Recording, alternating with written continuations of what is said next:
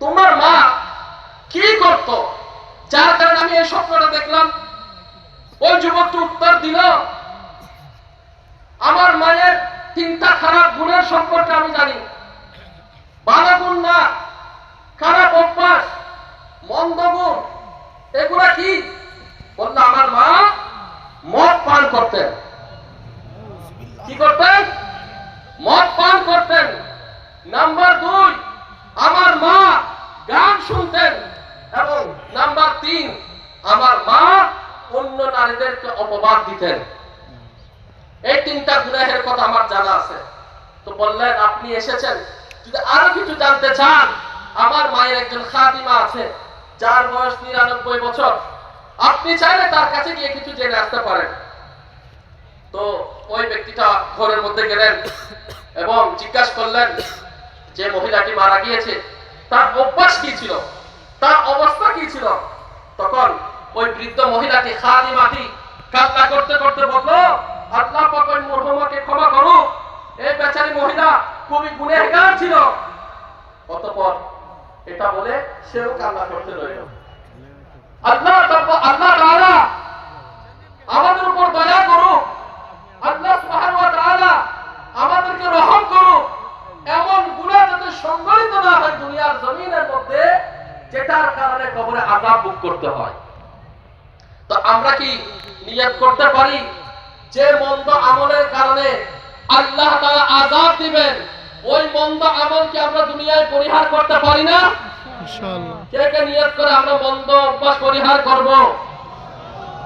আসুন একটু মনোযোগ সহকারে শ্রবণ করুন যে আজকে মদ পান করাটা, নেশা করাটা এমন অভ্যাসে পরিণত হয়েছে, বিশেষ করে যারা উচ্চ শ্রেণীর লোক, যাদের মাল সম্পদ বেশি রয়েছে, এমন সোসাইটিতে বসবাস করে, যারা সেটাকে স্বাভাবিকভাবে নিয়েছে।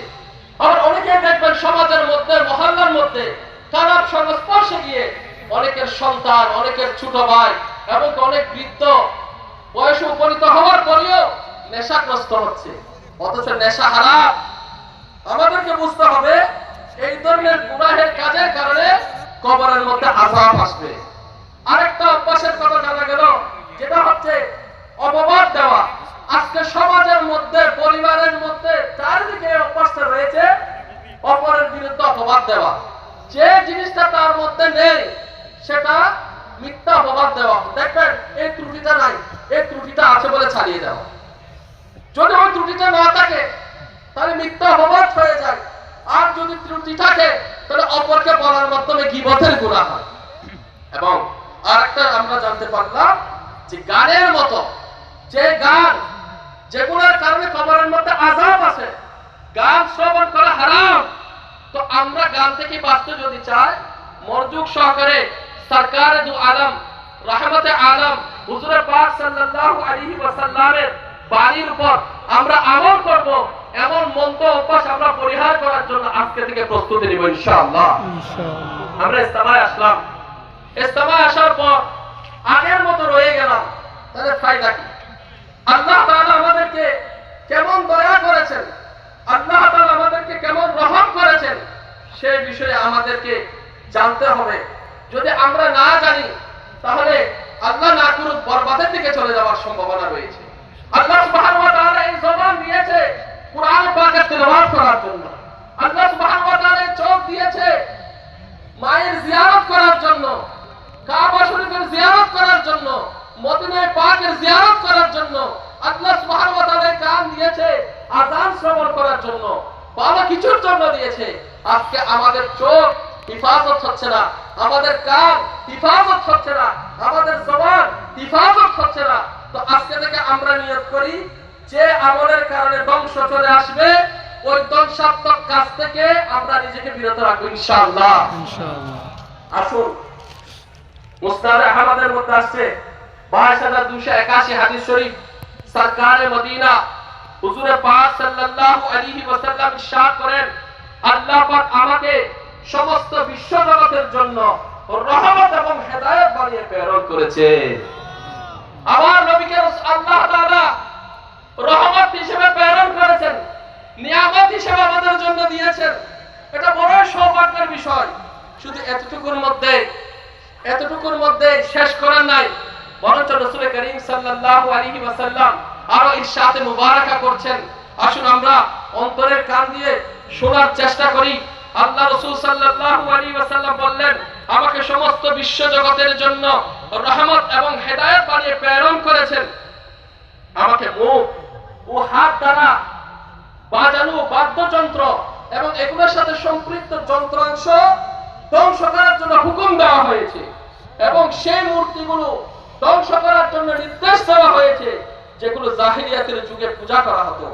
আমার রব তার ইজ্জতের শপথ করে বলেন, আমার বান্দাদের মধ্যে যে ব্যক্তি এক চুমুক মদ পান করবে, আমি তার পরিবর্তে তাকে জাহান্নামের ফুটন্ত পানি পান করাবো, চাই সে শাস্তিপ্রাপ্ত হোক কিংবা ক্ষমাপ্রাপ্ত হোক। আর যে ব্যক্তি কোন শিশুকে মদের চুমুক পান করাবে, সে ব্যক্তিও ফুটন্ত পানি পান করাবে। আর যারা গায়ক মহিলাদের বেচা কিনা করে, হায়ার আনে, গান শোনার জন্য হায়ার আনে না, বেচা কিনা হয় না, তো বলা হচ্ছে এবং তাদের সাথে যারা গান শিক্ষা দেয় এবং গানের ব্যবসার সাথে সম্পৃক্ত, তার মূল্যও হারাম। আজকে যদি একটু খেয়াল করি, এমন কোন অনুষ্ঠান আছে যে অনুষ্ঠানের মধ্যে গান বাজানো হয় না? যখন সন্তান জন্মগ্রহণ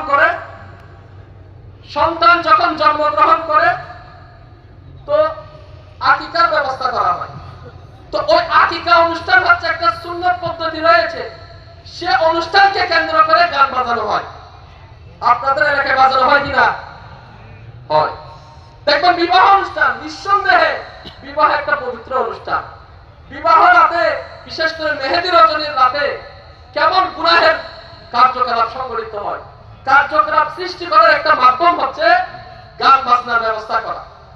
দেখবেন ডিজে পার্টির নামে যেরকম আয়োজন হয়, সেখানে ঘরের মানুষ যারা আপনজন, যারা পর্দা করে, যে সমস্ত মা বোনরা দেখা যায় নামাজ আদায় করে, সেদিন বিবাহকে কেন্দ্র করে তারা পর্দা ছেড়ে দেয়।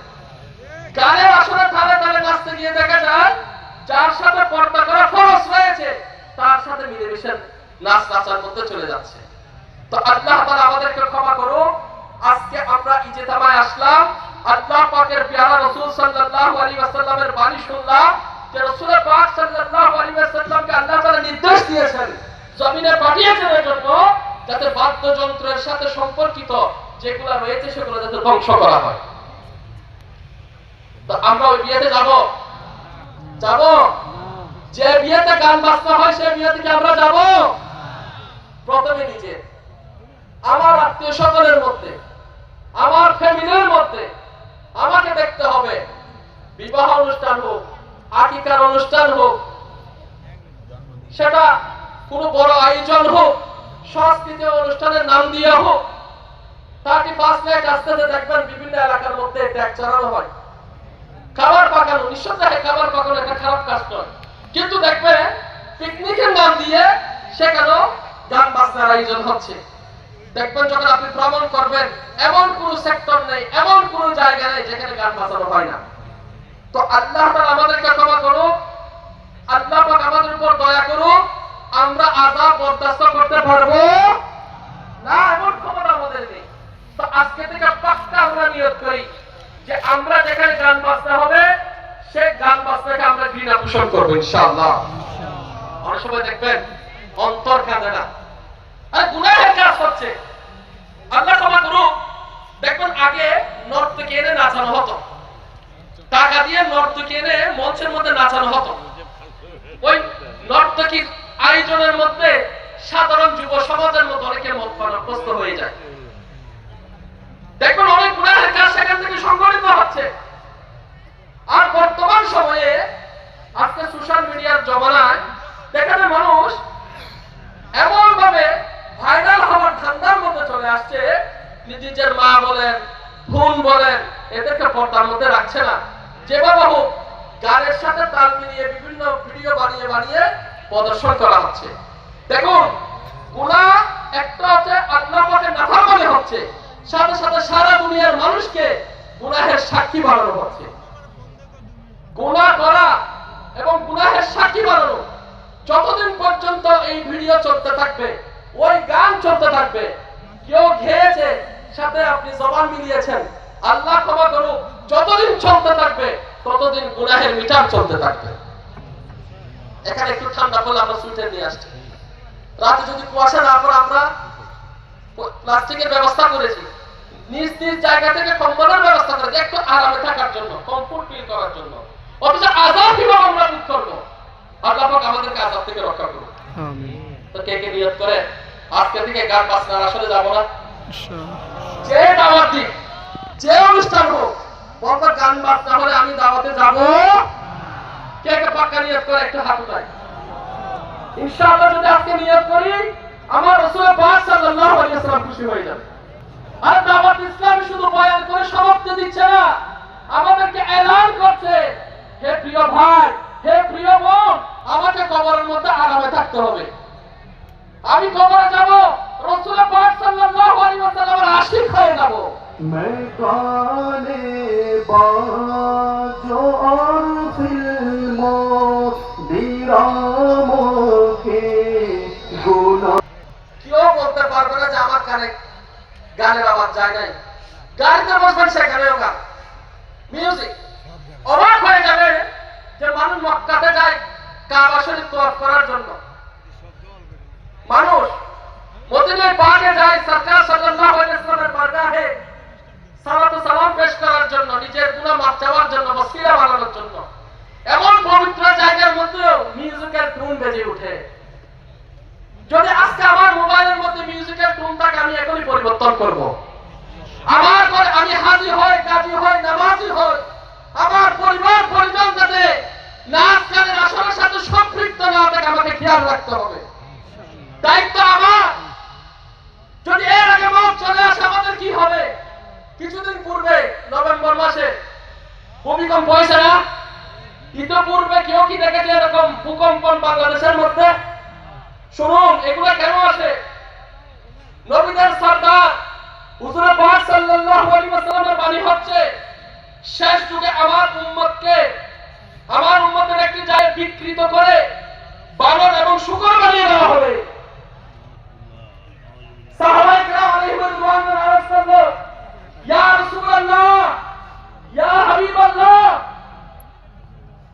ইয়া রাসূলুল্লাহ, তারা যদি এই বিষয়ে সাক্ষ্য দেয় যে আপনি আল্লাহর প্রেরিত রাসূল, আল্লাহ পাক ব্যতীত কেউ ইবাদতের উপযোগী নয়, যদি এই সাক্ষ্য দেয়, তো আমার রাসূল পাক সাল্লাল্লাহু আলাইহি ওয়াসাল্লাম ইরশাদ করলেন, হ্যাঁ, যদিও তারা নামাজ পড়ে, যদিও বা তারা রোজা রাখে, যদিও বা তারা হজ করে, তারা মুসলমান হোক না কেন, তারা তো নামাজি।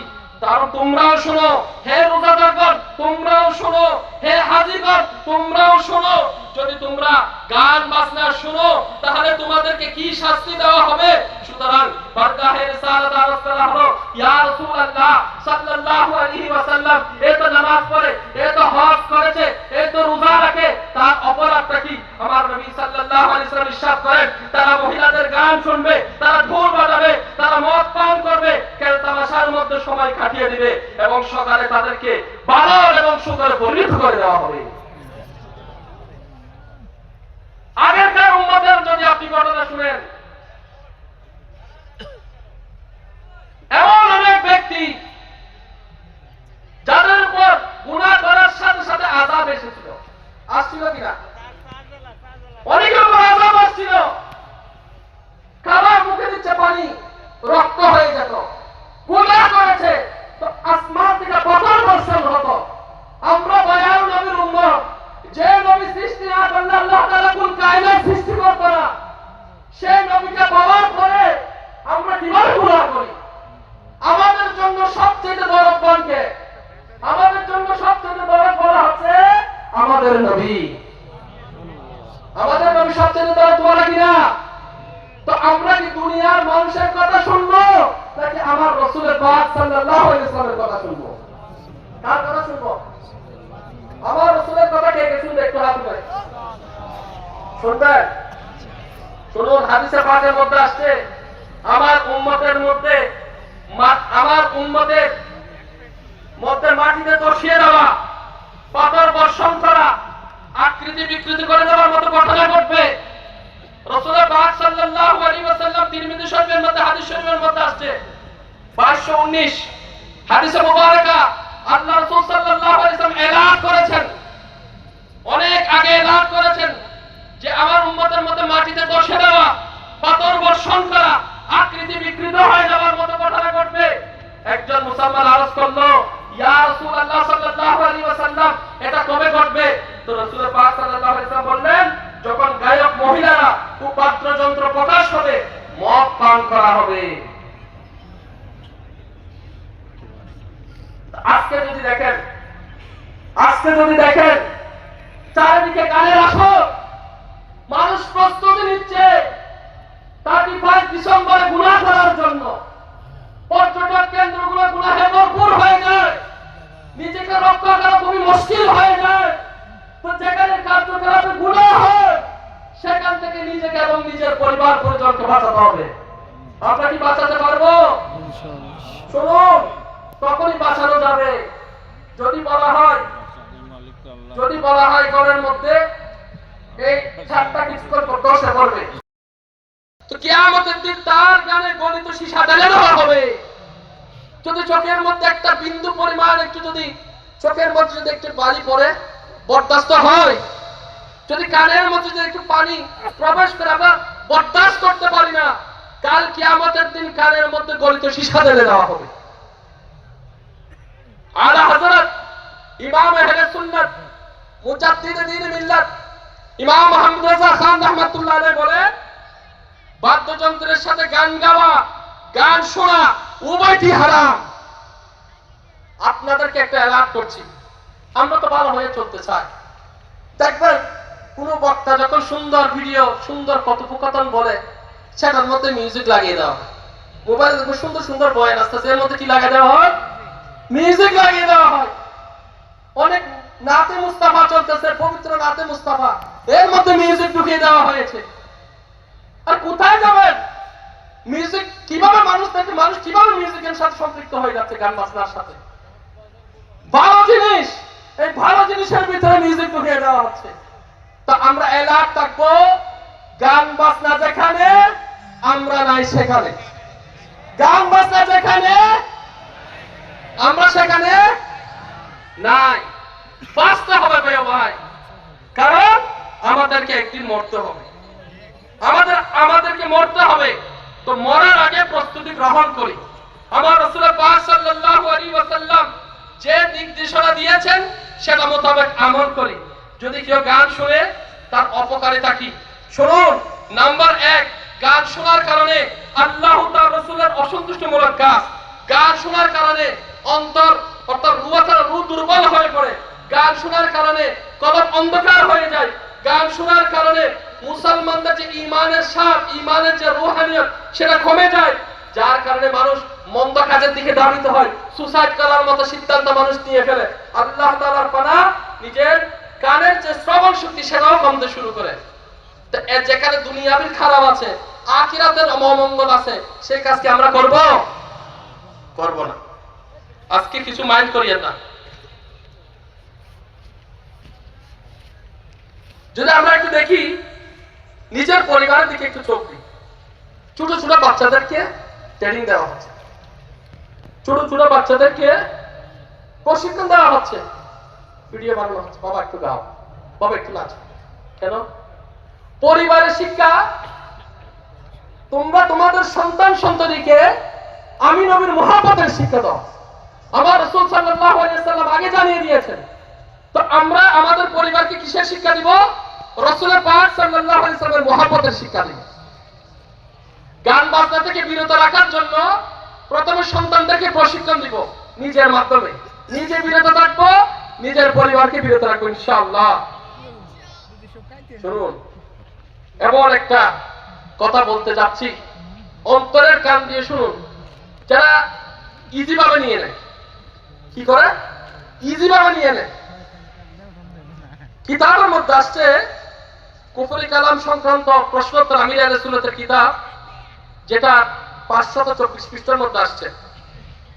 যে ব্যক্তি চরম কুফরিমূলক একটি পন্থীয়, যে আগ্রহ চিত্তে পাঠ করবে বা শুনে বা গায়, সে কুফরিতে পরিণত হলো এবং ইসলাম থেকে বের হয়ে কাফির ও মুরতাদ হয়ে যাবে। তার সমস্ত নেক আমল বরবাদ হয়ে যায়, পূর্বের সকল নামাজ রোজা হজ ইত্যাদি আমল নষ্ট হয়ে যায়, বিবাহ করলে বিবাহ ভেঙে যায়, আর যদি কারো মুরিদ হয়ে থাকে তার বায়াত শেষ হয়ে যায়। কুফরি পংক্তি থেকে অনতি বিলম্বে তওবা করে কলমা পড়ে নতুন মুসলমান হওয়াটা তার জন্য ফরজ হয়ে যায়। আর যদি মুরিদ হতে যায় বিশুদ্ধ আকীদা সম্পন্ন সহিহ পীরের বায়াত গ্রহণ করতে হবে। যদি সে পূর্বের স্ত্রীকে রাখতে চায় তবে তাকে নতুন ভাবে মোহর দিয়ে পুনরায় বিয়ে করতে হবে। যে ব্যক্তি সন্দেহ করে যে আমি আগ্রহ চিত্তে এই ধরনের গান গেয়েছি, শুনেছি, পড়েছি বা সিনেমার গান শোনার গুনগুন করার অভ্যাস হয়েছে, সে ব্যক্তিও সতর্কতামূলক তওবা করে নতুন করে যাতে মুসলমান হয়, বায়াত হয় এবং বিয়ে যাতে নবায়ন করে নেয়, এতে উভয় জাহানের কল্যাণ রয়েছে। কত মারাত্মক! এমন এমন শব্দ চয়নে যখন ভাইরাল হয় কোনো গান, এটা অর্থ অনেকে বুঝে না, সবাই মুখে মুখে বলতে থাকে, সবার মুখে মুখে চলতে থাকে, শেয়ার করতে থাকে। তো যদি কুফরি কালাম হয় ওখান থেকে নিজেকে সেভ করতে হবে। তো দেখা মাত্র সেটা শেয়ার না করে যেখানে আল্লাহ ও তার রাসূলের নাফরমানি সেটাকে আগে বাড়ানো যাবে না। আরেকটা শুনুন, বয়ান শেষ হতে যাচ্ছে, খুব গুরুত্বপূর্ণ হাদিস শরীফ আপনাদেরকে শোনাবো। এটা আমাদের জন্য অনেক বড় ফায়সালা। তিরমিজি শরীফে 2198 হাদিসে মুবারাকা সরকার ও আদম সাল্লাল্লাহু আলাইহি ওয়াসাল্লাম ইরশাদ করেন, আদম সন্তানকে বিভিন্ন শ্রেণীতে সৃষ্টি করা হয়েছে, বিভিন্ন শ্রেণীতে সৃষ্টি করা হয়েছে, 4 ভাগে ভাগ করছে। কয় ভাগে? একটু মন দিয়ে শুনেন, 4 ভাগে বিভক্ত করছে। নাম্বার 1, তাদের মধ্যে কেউ কেউ মুমিন হয়ে জন্মগ্রহণ করবে। যেমন আমরা কি হয়ে জন্মগ্রহণ করেছি? মুমিন হয়ে জন্মগ্রহণ করেছি। আমার রাসূল পাক সাল্লাল্লাহু আলাইহি ওয়াসাল্লাম জানিয়ে দিয়েছেন, মুমিন হয়ে জন্মগ্রহণ করবে, ঈমানের সাথে জীবন অতিবাহিত করবে, ঈমানদার হয়ে মৃত্যুবরণ করবে। সুবহানাল্লাহ, এটা তো গুড, ভালো। নাম্বার 2, তাদের মধ্যে কেউ কাফের হয়ে জন্মাবে, কুফরের সাথে জীবন অতিবাহিত করবে এবং কাফির হয়ে মৃত্যুবরণ করবে। এটা 2 সূরত। নাম্বার 3, তাদের মধ্যে কেউ কেউ মুমিন হয়ে জন্মাবে, ঈমানের সাথে জীবন যাপন করবে কিন্তু কাফির অবস্থায় মৃত্যুবরণ করবে। এবং নাম্বার 4, অনেকে কাফির হয়ে জন্মাবে, কুফরের সাথে জীবন অতিবাহিত করবে কিন্তু মুমিন অবস্থায় তার মৃত্যুবরণ হবে। আরে প্রিয় ইসলামী ভাইরা, আগত 3 দিনের সুন্নত বলা ইজতিমাই আশিকানে রাসূলগণ 4 ভাগে বিভক্ত শ্রেণীর লোকের কথা বলা হয়েছে। যারা ঈমান নিয়ে জন্মগ্রহণ করবে, ঈমান অবস্থায় থাকবে, ঈমান নিয়ে কবরে যাবে, এটাও বুঝে আসে। কেউ কুফরি অবস্থায় জন্মালো, কুফরের মধ্যে সময় কাটালো, বেঈমান হয়ে মরলো, সেটাও বুঝে আসলো। লাস্টের 2 সূরত, এটা খুবই আমাদের জন্য শিক্ষণীয়। বলা হচ্ছে কেউ কুফর অবস্থায় জন্মগ্রহণ করবে, কুফরি জীবন অতিবাহিত করবে কিন্তু মুমিন অবস্থায় মৃত্যুবরণ করবে। আমাদের তাকদীরের মধ্যে কি লেখা আছে আমরা কি জানি?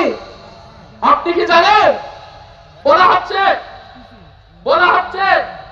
কাফির অবস্থায় মৃত্যুবরণ করবে কারা? এমন কিছু শ্রেণীর লোক যারা ঈমানের সাথে জীবন অতিবাহিত করবে। আরে হ্যাঁ, আমি মুসলমানের ঘরে জন্মগ্রহণ করেছি, আমি মুসলমান রয়েছি, আমি ঈমানদার রয়েছি। আমরা ঈমানদার কিনা?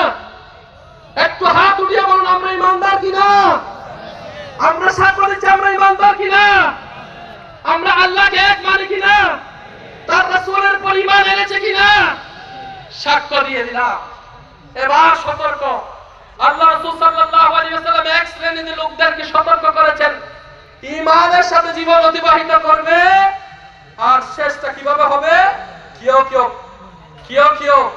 আল্লাহ ক্ষমা করুক, যে মুমিন হয়ে জন্মাবে, ঈমানের সাথে জীবন অতিবাহিত করবে, কাফির অবস্থায় মৃত্যুবরণ করবে। মুসলমান হোক ঈমানের সাথে